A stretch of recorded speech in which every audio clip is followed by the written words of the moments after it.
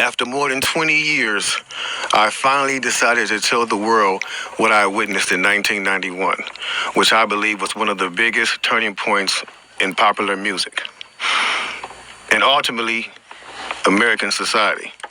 I have struggled for a long time weighing the pros and cons of making my story public, as I was reluctant to implicate the individuals who were present that day. So I've simply decided to leave out the names and all the details that may risk my personal well-being and that of those who were, like me, dragged into something they weren't ready for. Damn. Hold on, let me, So we gonna tell the story. We gonna tell the story. We ain't scared. You know what I'm saying? What they gonna do? They after us, not just playing. Look, that black van. So look, so he says, between the late 80s and early 90s, I was what you may call a decision maker with one of the more established companies in the music industry. I came to Europe in the early 80s and quickly established myself in the business.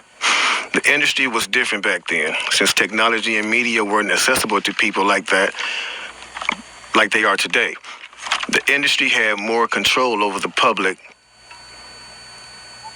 and had the means to influence them any way it wanted. Right. This may explain why in early 1991, I was invited to attend a closed-door meeting with a small group of business insiders to discuss rap music's new direction. Rap music's new direction. Yeah. Little did I know we would be asked to participate in one of the most unethical and destructive business practices ever seen. Crazy. So this was the meeting. The meeting was held at a private residence on the outskirts of Los Angeles. I remember about 25 to 30 people were being there. Right. Most of them familiar faces. Speaking of those I knew, we joked about the theme of the meeting, as many of us did not care for rap and failed to see the purpose of being invited to a private meeting to discuss the future of hip-hop. Talk to him.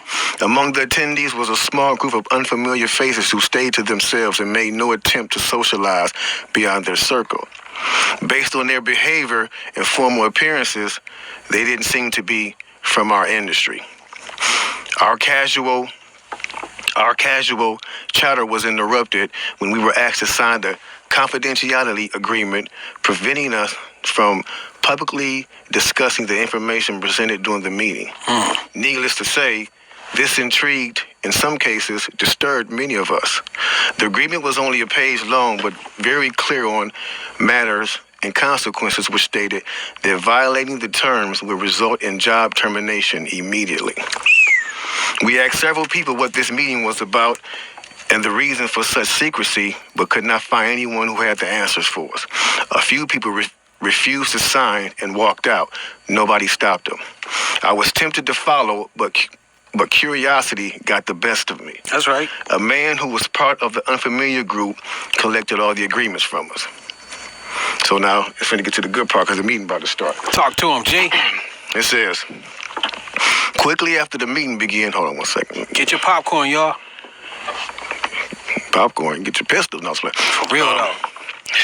Quickly after this meeting began, one of the industry colleagues, who shall remain nameless like everybody else, thanked us for attending. He then gave the floor to a man who only introduced himself by first name and gave no other details about his personal background. I think he was the owner of the residence, but that was never confirmed. He briefly praised all of us for the success we had achieved in our industries and congratulated us for being selected as part of this small group of decision makers. At this point, I began to feel slightly uncomfortable in the strangeness of this gathering. The subject quickly changed as the speaker went on to tell us that the respective companies we represented had invested in a very profitable industry, which could become even more rewarding with our active involvement. Damn. He explained that the companies we worked for had invested millions into the building of privately owned prisons, and that our positions of influence in the music industry would actually impact the profitability of these investments. Then he says, I remember many of us in the group immediately looking at each other in awe. and confusion. At the same time, I didn't know what a private prison was, but I wasn't the only one. Sure enough, someone asked what these prisons were and what any of this had to do with music. We were told that these prisons were built by privately owned companies who receive funding from the government based on the number of inmates. The more inmates, the more the government would pay these prisons. It was also made clear to us that since these prisons are privately owned, as they become publicly traded, we'd be able to buy shares. Most of us were taken back by this. Again, a couple of people asked what this had to do with us. At this point, my industry colleague who had first opened the meeting took the floor again and answered our questions. He told us that since our employees had become silent investors in this prison business, it was now in their interest to make sure that these prisons remain filled. Our job would be to help make this happen by making music which promote criminal behavior, rap being the music of choice. He assured us that this would be a great situation for us because rap music was becoming an increasingly profitable market for our companies, and as employees, we'd also be able to buy stocks in these prisons. Immediately, silence came over the room. You could have heard a pin drop. I remember looking around to make sure I wasn't dreaming and saw half of the people with dropped jaws. My daze was interrupted when someone shouted, "Is this a fucking joke?" At this point, things became chaotic. Right. Two of the men who were part of the unfamiliar group grabbed the man who shouted and attempted to remove him from the house. A few of us, myself included, tried to intervene. One of them pulled out a gun, and we all backed off. They separated us from the crowd, and all four of us was escorted outside. My industry colleague who opened up the meeting earlier hurried out to meet us and reminded us that we had signed an agreement and would suffer the consequences of speaking out about this publicly or even those who attended the meeting. Damn. I asked him why was he involved with something so corrupt, and he replied, "It's bigger than the music business and nothing we can do.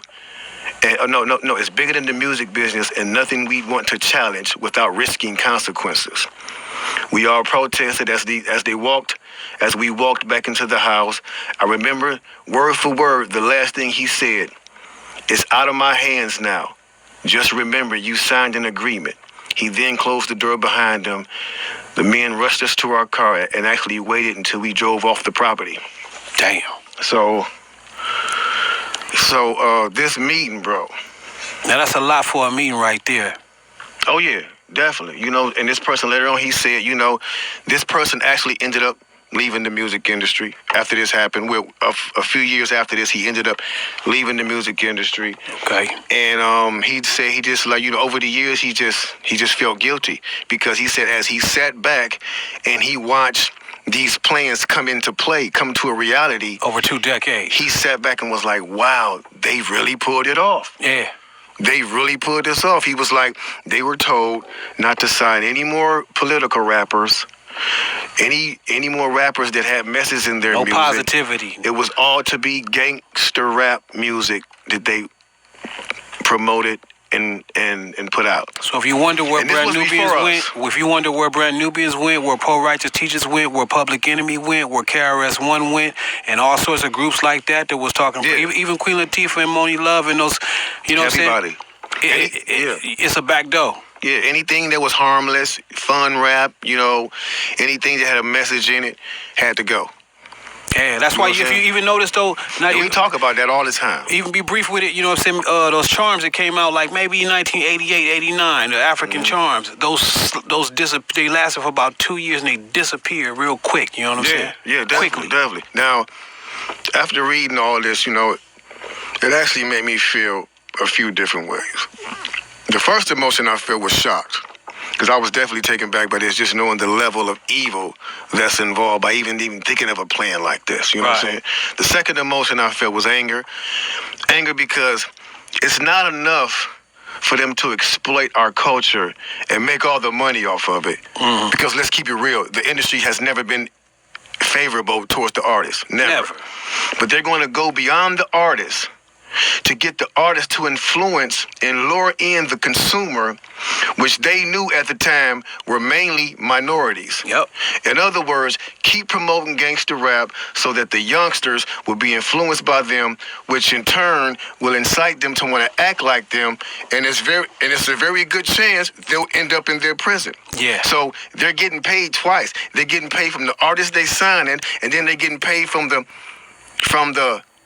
people that these artists influence that goes to prison trying to be like these artists. Yeah. So they making a killing. A killing. They're using the music business to promote their private prison business. My man is right there talking that right. 1988, a man named Tom Beasley, man. That's the co-founder of the Corrections for Corporation of America. That's the CCA. You know what I'm saying? Excuse my French. I'm reading this thing right there real quick. It's the CCA.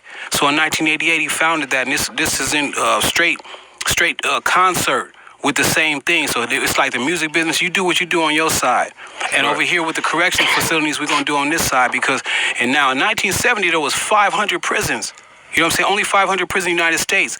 To this day, there's 1,700 prisons right now. That means big business. I'm talking about that done flippled over. You know what I'm saying? If flippled over is a word. Because they're making a lot of money off of these things per inmate. You know what I'm saying? So getting with the same thing of the music, it all went hand in hand, and we just partying at the same time. So us as the artists is the tool they use. Yeah. The music is the bait.